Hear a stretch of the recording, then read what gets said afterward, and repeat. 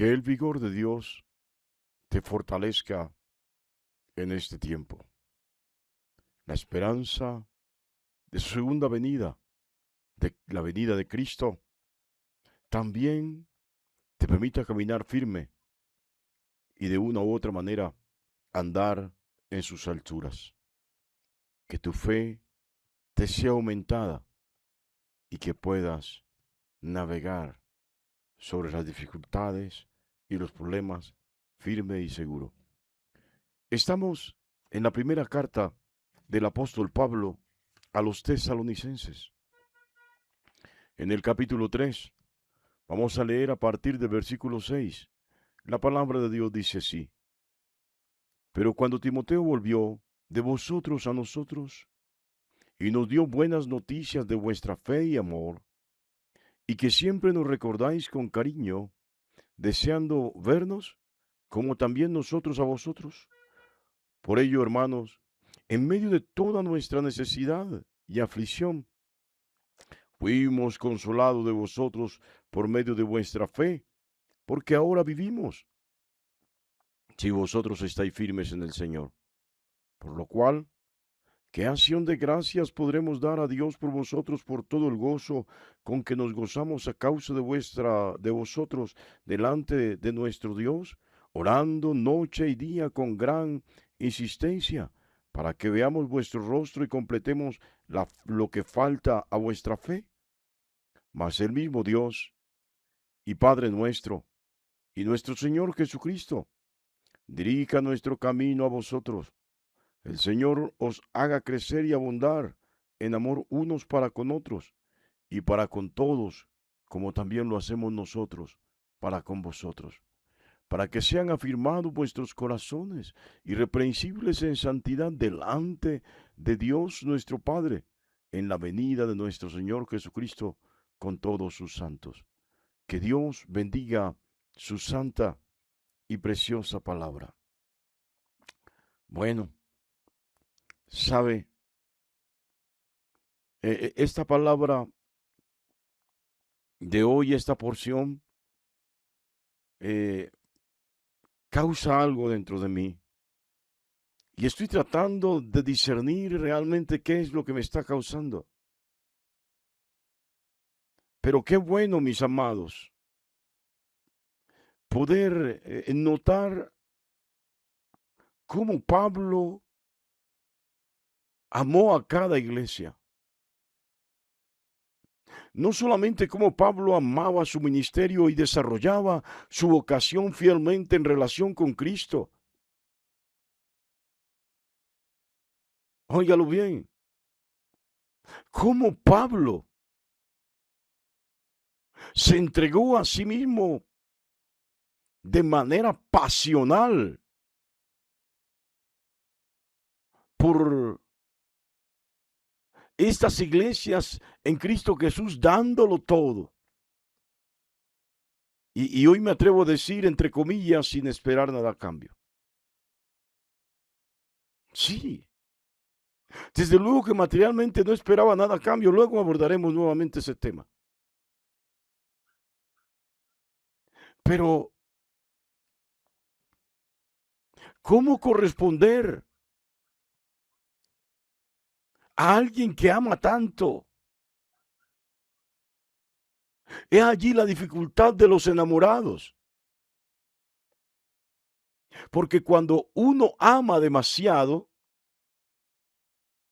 posiblemente el otro no ame en la misma dimensión, ni con la misma intensidad, o como se suele decir ahora, con el mismo nivel de toxicidad.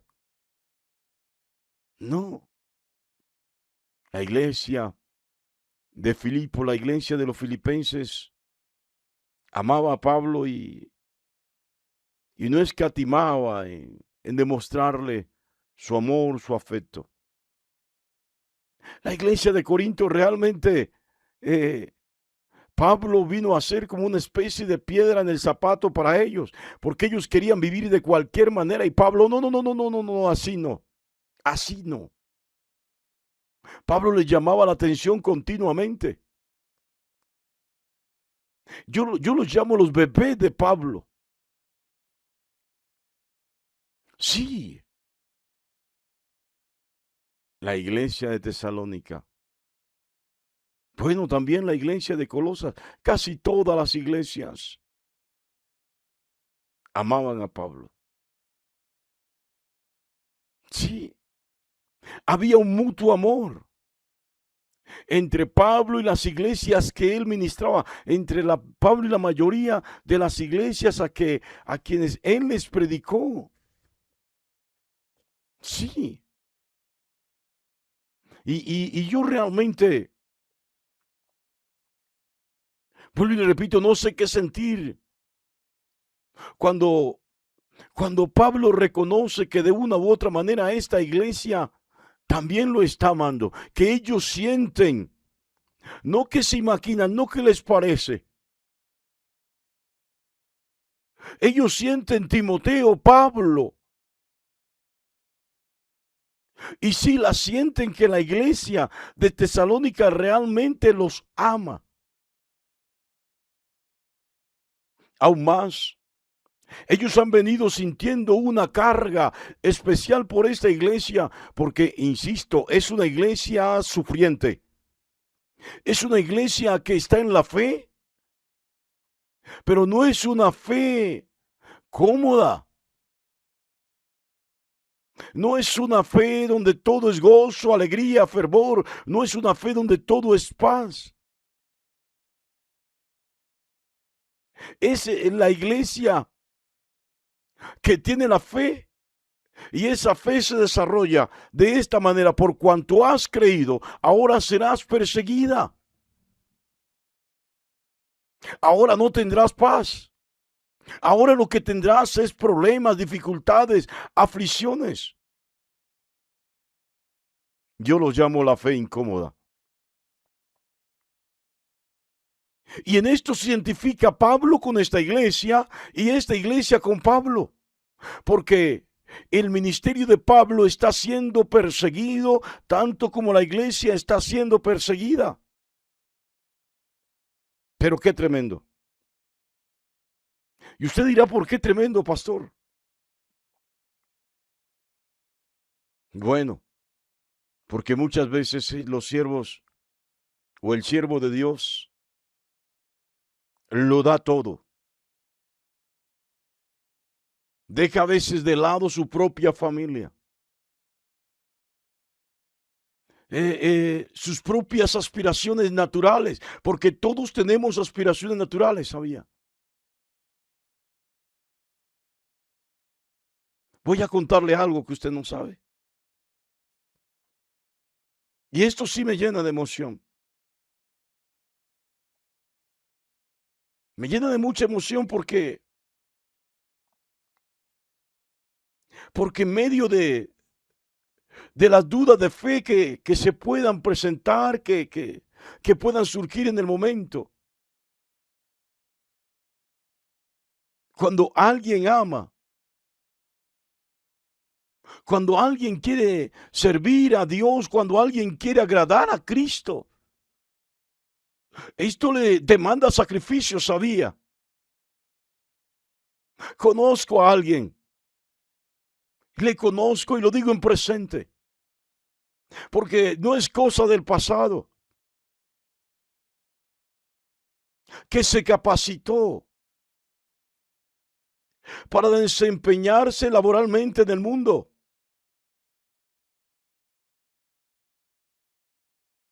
Y le apareció, le surgió un trabajo. No le voy a dar detalles, pero esta persona decidió no aceptar el trabajo. Venía tiempo desempleada esta persona. Y se le presentó la oportunidad no solamente para crecer financieramente, para progresar laboralmente, para irse perfilando, para irse dando a conocer, para desarrollar todo el conocimiento que aprendió, que recibió en su academia, por así decirlo. Óigalo bien. Y cualquiera podría criticar a esta persona cuando decide no trabajar. Alguien dirá, oh, qué perezoso el hermano, la hermana, no quiso trabajar. Vea, le apareció la oportunidad de trabajo. Este trabajo impediría que esta persona sirviera en la iglesia. Sí, esto pasó en nuestra congregación. Pasa en nuestra congregación. Decidió no trabajar por servir, sabía. Por servir al Señor. Y esto es amor. Tal vez esta persona no sabe que está amando, pero esto es amor y es lo que Dios recompensa. Óigalo bien. A veces el siervo de Dios, el siervo de Cristo, es recompensado temporalmente con el afecto, con un abrazo, con una sonrisa de los hermanos. A veces el siervo de Dios es recompensado cuando se le da informe de que el hermano o la hermana se le ha abierto puertas. Está sano, está saludable, se ha curado. Cuando lo ve llegando por la mañana en la iglesia. Sí, así como a veces se estructura un mensaje, se prepara una alabanza, se prepara un refrigerio, se preparan tantas cosas para congraciarnos dentro de la congregación. Y vemos que la gente no llega. Nos sentimos despreciados, menospreciados. Sí, también cuando la gente va, esto llena el corazón del siervo de Dios de alegría. Es la forma de recompensar. El siervo de Dios no espera dinero, no espera fama, no espera cosas materiales, pero sí espera que la gente que le rodea, que la congregación valore los esfuerzos, el sacrificio, la entrega con que está dispuesto a darlo todo por causa de Cristo y del rebaño de Cristo. Sí, el siervo de Dios es recompensado temporalmente con el afecto. ¿Sabe? La iglesia debe traer gozo a los que sirven al Señor. En la palabra, en la adoración, en la intercesión, donde quiera que desarrolle un ministerio. La iglesia debe traer gozo al siervo del Señor, no tristeza. Y se lo voy a decir así. Pablo tenía suficientes aflicciones en el mundo. Tenía persecución. Silas y Timoteo también. Pero ¿dónde estaba el gozo de ellos? ¿Dónde estaba la satisfacción? Escuchar que habían predicado la palabra, escuchar que los hermanos que habían recibido el mensaje estaban creciendo, estaban evolucionando, su fe estaba firme. Pero ¿qué hace usted criticando, señalando, cuestionando al siervo de Dios cuando o a la sierva del Señor cuando está tratando de darlo todo? Esa tarea de que será el diablo. No sea usted instrumento de Satanás. Óigalo bien. Que el ministerio de Cristo en el siervo sea perturbado y estorbado, como dice Pablo.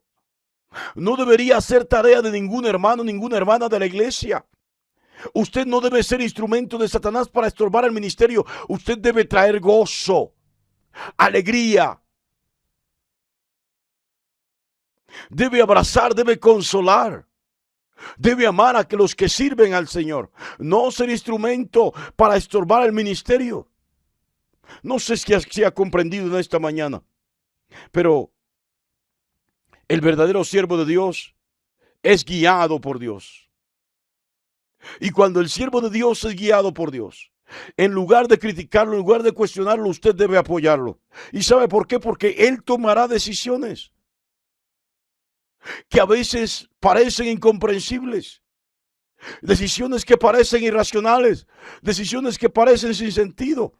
Sí, hará cosas ilógicas una y otra vez. Hará cosas que la gente no podrá comprender. Hará cosas que carecen de todo sentido de valor ante los hombres. Sí, pero tienes que saber que el interés particular del siervo de Dios es el bienestar integral de la congregación, de la iglesia. Y al final se verán los resultados y comprenderán. ¿Sabes?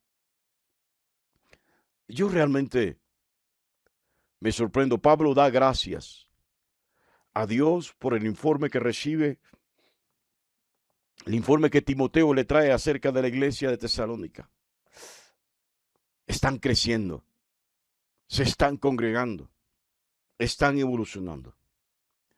Qué triste, qué tristeza hubiera añadido Pablo a su corazón con todo lo que estaba viviendo, porque muchos no saben por las cosas que le toca pasar al siervo de Dios. Sí, y qué triste con todo lo que está viviendo Pablo, escuchar que la iglesia de Tesalónica no había evolucionado, que algunos estaban débiles en la fe, que otros habían apartado. Bueno, qué triste hubiera sido para Pablo recibir malas noticias, noticias negativas acerca de la iglesia. Hubiese sido muy triste. Sí, pero recibe una buena noticia. Y de una u otra manera te lo dejo claro. Tú deberías ser la buena noticia para tu pastor, para los de la congregación. Sí, tienes que saber que Pablo no pide que la iglesia sobreabunde financieramente. Además de ser esa buena noticia para tu pastor, para tu congregación, tienes que saber que el deseo nuestro es que, que crezcas correctamente, que crezcas en integridad. Pablo lo dice así, para que sean afirmados sus corazones. Corazones irreprensibles en santidad, que no tengan tacha delante de Dios ni de Cristo. Óigalo bien, sabe, usted debe abundar en amor, en fe y en santidad. Y tiene que tener claro, como Pablo termina este capítulo diciendo, Cristo viene, Él viene. Él hará énfasis en esta carta, sus dos cartas a la iglesia de Tesalónica, hará particular énfasis en la segunda venida de Jesús. Es real. Mientras Cristo viene, debemos expresarnos mutuo amor. Usted debe ser instrumento de bendición en manos de Dios para el siervo de Cristo. Usted no debe añadir tristeza y dolor al siervo de Dios. Usted no debe ser instrumento del diablo para criticar, para señalar, para cuestionar, para juzgar y aún para condenar a los que servimos al Señor. Sea usted un instrumento de bendición.